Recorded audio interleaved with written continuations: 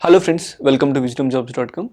Today we are going to discuss the economic survey of 2019 to 20 because this is very much important, not only in the point of view of preliminary examination and banking examination and other examinations, but it is also very much crucial as far as the mains examination is concerned.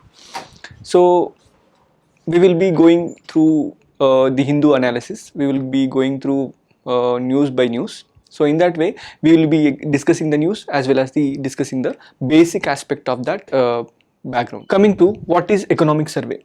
Economic survey is a document which will explain the performance of the government with respect to various financial indicators.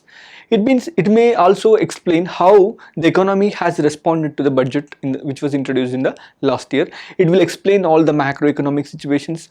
Added to that, it will also come up with the policy measures and how the economy should actually take the direction in order to improve. So in that way, it is a big package of recommendations, analysis.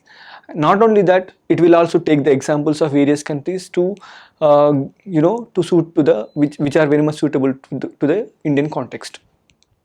So coming to that first important news item, Chief Economic Advisor sees the growth rebounding to 6%. Actually, Indian economy is faring very much badly because we are seeing the sub 5 growth rates. So this is not enough, and this is not sufficient for the Indian economy because we are sitting upon the greatest demographic dividend. We have good number of the young population, okay, and who are very much in the productive age. In order to extract the skills out of them, we must be able to provide the conditions for the manufacturing activity and various sectors, especially agriculture also. So that's why it means the chief economic advisor actually sees that there is a possibility that India may reach the growth of 6%. So economic survey for 2019 to 20 seems to exercise driven by 2020 hindsight combined with the optimistic 2020 vision for the year to come. So and expects that the growth would revive from the 5% from in this year to 6.5% by the next year. So and it also says that we must be going through various ways, because when the money supply is not good in the economy, definitely the government has to spend much money. But there is a act called Fiscal Responsibility Budget Management Act. According to economic survey, what is fiscal deficit? Fiscal deficit is nothing but it is a borrowing liability by the government. Basically, from where the government borrows the money from the Indian market, 90% of the loans raised by the in government of India generally comes from the Indian market itself, domestic market itself. When the government is taking more loans from the market, definitely the private sector and other investment activity will be definitely defuncted. But economic survey says we should go smooth on the fiscal deficit target, because we should not specify any big target, because the government has to spend more in order to revive the economy. This is the approach of the economic survey. Of course, if we spend much money, if you are spending much money from the government side, there is also a negative impact, that inflation. Okay, definitely inflation will definitely rise, because in all ways government may not be spending only in the productive activity. Sometimes it may also go unproductive in the name of pensions and populistic schemes like that. And it also says, it calls for unraveling multiple regulations, because Indian economy is traveled by many regulations. You take the labor reforms, labor laws, because labor laws are actually acting as a biggest factors which are actually pulling the industrial growth back, because MNCs are not interested to invest in the economy, because it is creating a kind of socialistic conditions, okay, in the market economy. So that is a problem, and this is also stifling the competitiveness of the Indian market. And it also urges the policy makers to stop being judgmental about importing inputs, because you have to utilize the inputs and you have to assemble them, you have to export back to the world, because this is the way the China has excelled more. So India should also follow the same example set by the China, because if you take the Indian exports especially, it is just only 3.5% of the global exports. So economic survey envisages that this must be increased to the level of at least 6% by the coming years. So in that way, the economic survey is talking about the how to achieve the 6% growth target. Coming to the basic analysis of economic survey, it says India currently enjoys the 5th position in the global size of the economy. For example, United States is enjoying the first place, and China comes to the next, and thirdly it is Japan, fourthly it is Germany. India stands in the 5th place in the size of the global economy. Actually, India wants to be India wants to rise to the topmost position by raising its size in the gradual phase. Initially targeted, it must be growing, like $5 trillion economy. And coming to some developments which hint at revival according to the survey, because of course there are many bad omens as far as the Indian economy is concerned, but economic survey also cautions, it also gives us some sort of positive note about the revival of the Indian economy in the name of IIP, Index of Industrial Production. So the 2019 November's data has shown that the growth of Indian economy is on the rise. So it grown to 3.4%, whereas in the October it was only 1.8%. And coming to the PMI, the PMI also shows that there is a revival. Also that the GST growth also it is seeing the good healthy growth. It is about 9%. And Nifty India Consumption Index, it is also showing that the Indian economy is performing well. So in the recent times, certainly the economic survey is also maintaining the positive note that Indian economy in the medium term definitely bound to get the 6% growth. And not only that, see, if we try to understand the fiscal deficit, how India is actually achieving the target, because fiscal deficit for any healthy economy, definitely it must be contained below certain level. Otherwise what happened, definitely the government will be entrapped into a vicious cycle of inflation, price rise, and again also it also leads to the slowdown. So coming to the inflationary targets, during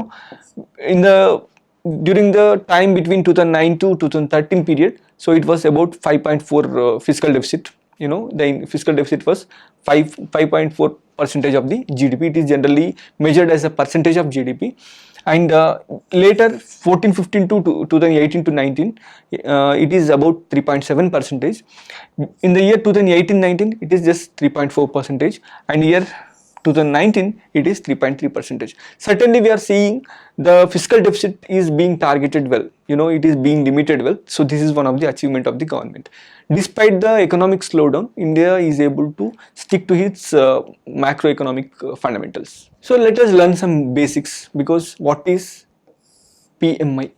PMI means Purchasing Managers Index. Okay, so it is considered as an indicator of the economic health and investor sentiments about the manufacturing sector, because we will gauge the health of the manufacturing sector by 3 indicators like annual survey of industries, index of Indian industrial production, and another reliable indicator is Purchasing Managers Index. And the PMI data, it is a reading above 50 indicates. For example, if the index is showing above 50, definitely shows economic expansion, and while reading below 50 points shows contraction of the economic activities. And the PMI is constructed separately for the manufacturing and service sector. It is actually applies both for the service sector as well as the manufacturing sector, whereas IIP just confines to the manufacturing sector only. But the manufacturing sector holds more importance. Okay, so this is what the Purchasing Managers Index. So coming to important indicator, what is Index of Industrial Production? Coming to Index of Industrial Production, so it is an index which shows the performance of the different industrial sectors of the Indian economy. So IIP is estimated and published monthly by the Central Statistical Organization, and it is an all India index, and which gives general level of industrial activity of the economy. So this is what the IIP. And according to CSO, because CSO, it is the agency which actually publishes this, according to its definition, it's a composite indicator, and which measures the short-term changes in the volume of the production basket, and which is of industrial products during the given period with respect to in a chosen base period. So this is what the definition. So it includes various sectors, various indicators, and which will try to give a picture of the manufacturing sector on monthly basis, so that policymakers can take a timely measures as far as the manufacturing activity is concerned. Coming to how the data is collected in the IIP. So IIP is constructed by the CSO. We have discussed that using the secondary data. So the data is sourced from 14 source agencies in the various ministries and departments. So it means it does not take the data on its own, rather it takes the data from various ministries and departments. That's why it is known as secondary data. But major source of the data for IIP is the Department of Industrial Policy and Promotion, that supplies the data for 322 out of 407 items with a weight of 47.54 in the overall IIP. So this much important role which is played by the DAPP. And IIP is released every month in the form of quick estimates with the time lag of 6 weeks as per the norms of the IMF. It is the periodicity of the release of the IIP data. Coming to the weightage of various sectors in the IIP. So the mining sector gets the 14.373 percentage of weight, and the manufacturing sector it has 77% nearly, and the electricity sector it is about 7%. Okay, 7% weight.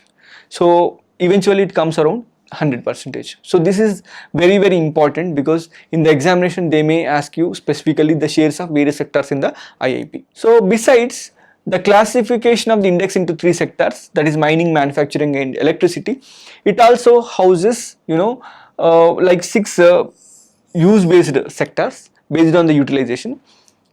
So for example, first one is the primary goods, which constitute 34% weight, and the capital goods 8.22% weight, intermediate goods about 17%, and the infrastructure sector about 12%, and in consumer durables about 12% share, and consumer non-durables which is about 15% weight. So in this way, so this is the composition of the IIP index as per the use based sectors. Coming to the core industries in IIP, the 8 core industries comprise about 40.27% weight.